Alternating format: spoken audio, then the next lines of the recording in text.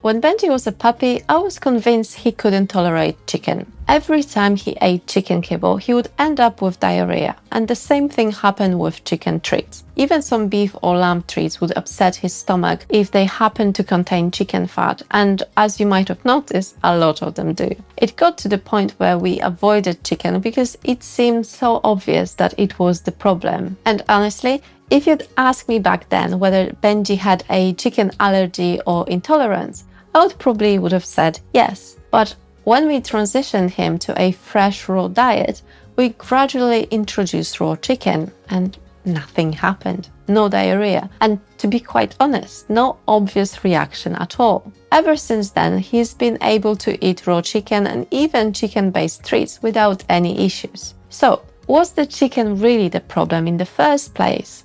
Honestly, I still don't know for certain. What I do know is that food allergy and food intolerance are often treated as if they're the same thing, when they are actually very different. And understanding that difference can save you a lot of unnecessary food changes, expensive tests, and frustration. So let's start with food allergies. A food allergy is an immune system problem where the body mistakenly identifies something in the food as a threat and launches an immune response against it. Most commonly, the trigger is a protein, so ingredients like chicken, beef, dairy, eggs, fish, or lamb can all potentially be involved.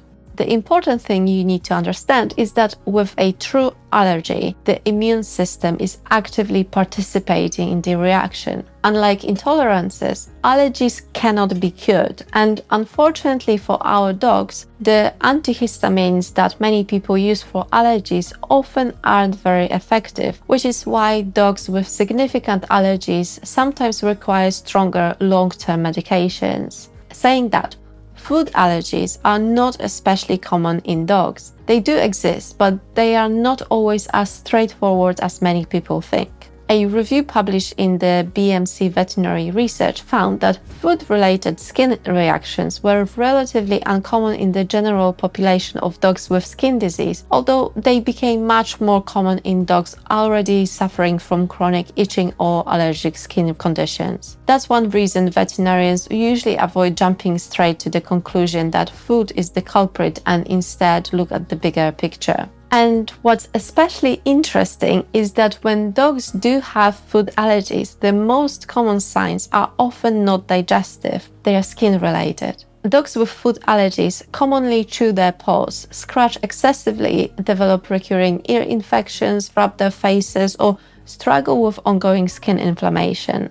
Some dogs also experience digestive symptoms such as vomiting, diarrhea, or excessive gas, but skin problems tend to be one of the biggest clues. Food intolerances are different. Unlike allergies, intolerances don't appear to involve the same immune mechanisms. Instead, they occur when the body struggles to properly digest, process, or tolerate a particular food. Think about lactose intolerance in people. The immune system isn't attacking milk. The problem is that the body lacks enough of the enzyme needed to digest lactose properly. And the same principle can apply to dogs. Some dogs seem to struggle with high-fat meals. Others don't do well with particular ingredients. Some dogs experience digestive upset from certain foods, while others can eat the same thing without any issues. The symptoms of food intolerance are usually centered around the digestive system. Things like diarrhea, loose stools, vomiting, gas, stomach gurgling, or general digestive discomfort. Another thing that makes intolerances particularly difficult to identify is that the symptoms aren't always immediate. Some dogs may react within a few hours of eating a particular food, while in others the symptoms might appear much later, sometimes even the following day. And that can make it surprisingly difficult to connect a specific ingredient to the reaction. One thing that often gets overlooked is inflammation. When the digestive system is irritated or inflamed, the effects don't necessarily stay in the gut. The digestive system, immune system, and the skin are closely connected. This is sometimes referred as the gut-skin axis. This means that a problem that starts in the digestive tract might not always look like a digestive problem. Some dogs might develop itchy skin, recurring ear issues, or other signs of inflammation alongside digestive symptoms. That doesn't necessarily mean food is always the cause, but it reminds us that the body doesn't work in isolated systems. And to make it even more difficult, sometimes what looks like a food allergy or intolerance might not actually be either. Going back to Benji, if chicken was truly the problem, why could he suddenly tolerate it later? One possibility is that chicken was never the issue at all. Perhaps there was something else in those foods causing the reaction, like the fact that they were highly processed. Another possibility is that his digestive system was less resilient as a puppy and improved once we switched to a fresh diet. This, of course, is not what I would recommend if your dog is struggling. Yes, I would absolutely consider moving them to a fresh diet, but I would usually start with gently cooked meals instead of jumping straight into raw. Your dog might do wonderfully on raw eventually, but if they've been eating a highly processed diet for years, their digestive system might benefit from a gentler transition first.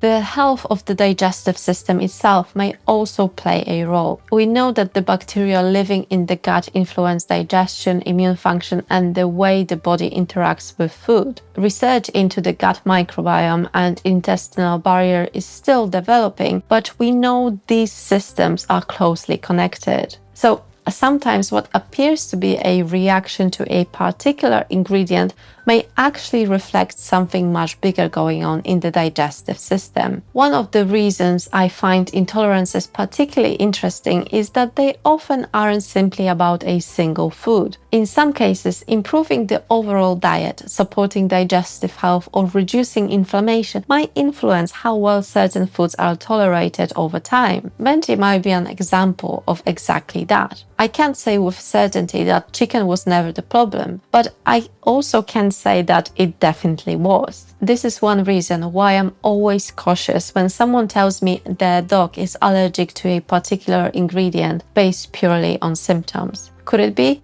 Absolutely. But could there be another explanation? Also, yes. Unfortunately, this is where many owners start looking for a quick answer. Blood tests, hair tests, saliva tests, intolerance panels. The problem is that many of these tests haven't been shown to reliably diagnose food allergies or intolerances in dogs. Some studies have found that healthy dogs with no symptoms at all can still come back with long lists of supposed food sensitivities. As frustrating as it sounds, the gold standard for diagnosing food-related reactions remains an elimination diet.